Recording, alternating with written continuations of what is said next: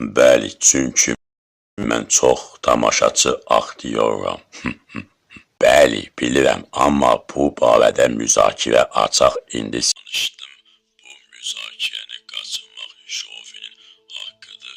İkinci demək istəyirəm ki, bəlkə sözlərim faydalı olar. O, İranın ən möhtəşəm aktyorlarından biriydi. O, 1968-ci il iyunun 1-i İranın Tehran şəhərində anadan olunmuşdu. Onun 57 yaşı var idi və adı isə Hüseyin Yari idi.